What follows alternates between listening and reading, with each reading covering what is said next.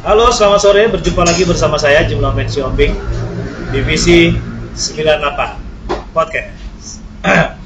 Sore hari ini saya masih di Kopi Sambuan Kayu Putih, kopi favorit saya.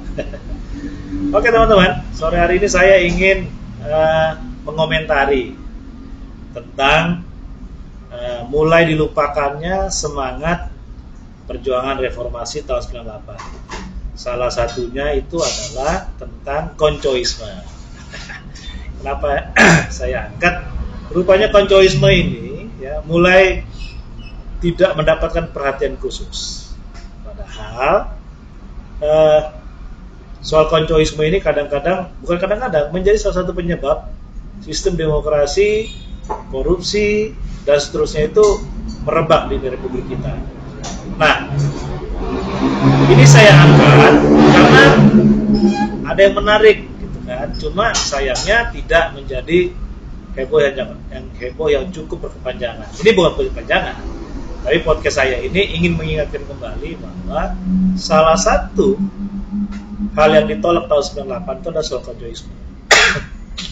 Poin koncoisme yang saya angkat pada saat ini adalah ketika Menteri Kehutanan itu mengangkat para konco-konconya separtai.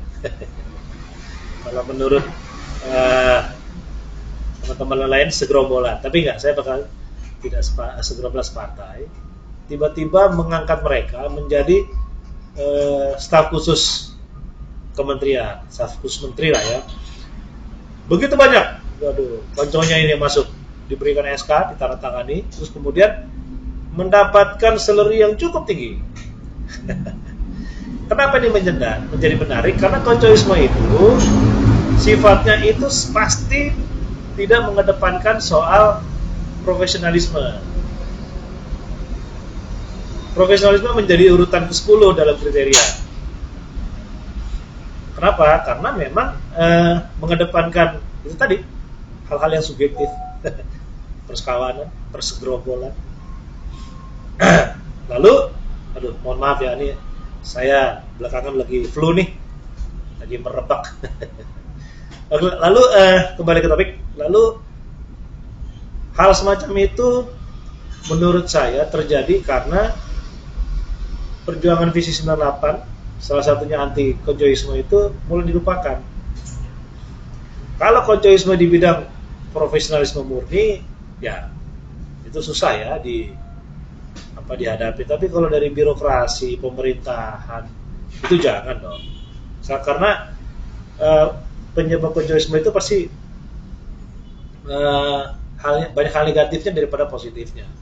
Bukan hanya persoalan itu terjadi di Kementerian Kehutanan, tapi juga terjadi di Menteri Koperasi. Karena mengangkat konconya, kalau tidak salah itu sekjen di relawannya, terus kemudian diangkat menjadi salah satu petinggi di Menteri Koperasi. Kan sama tuh latar belakangnya, para pendukung Simul. Rupanya dari dua contoh ini menyebabkan saya harus berkomentar bahwa mereka ini tidak mau negara ini jauh lebih baik. Nah, konyolnya itu ketika itu terjadi tidak ada satu pihak yang menegur, mengingatkan bahwa persoalan koncoisme yang dilakukan itu sangat-sangat tidak beradab, menghilangkan mekanisme profesionalisme, kepatutan orang-orang yang memang layak untuk diajak sebagai tim lah untuk mengangkat kinerjanya. Nah, apakah koncoisme itu hanya terjadi di dua bidang ini? Oh, enggak juga. Bahkan ada yang lebih parah, itu soal nepotisme. Yang juga dulu di tahun 98 itu coba disuruhkan anti nepotisme. Memang susah, tapi nepotisme itu harus menjadi musuh bersama ketika salah satu hubungan keluarga itu tidak bisa tidak mendukung sesuatu yang baik untuk masyarakat banyak. Tapi yang menarik di zaman rejim ini adalah nepotisme terjadi pada saat hal-hal politik lagi berjalan.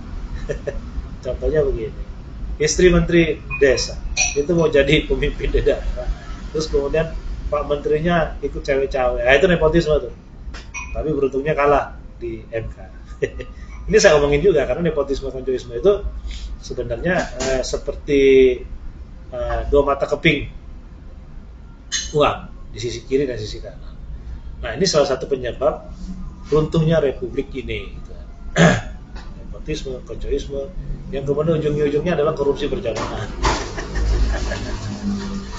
Memang susah sih ya menghadapi konjoisme ini ya, karena tidak ada aturan baku soal mengatur ini. Kalaupun diatur memang susah. Tapi sekali lagi, ini soal martabat, soal etika, soal bagaimana seorang pemimpin itu mengedepankan kepatutan dalam melakukan proses pelaksanaan pekerjaan, mengangkat tim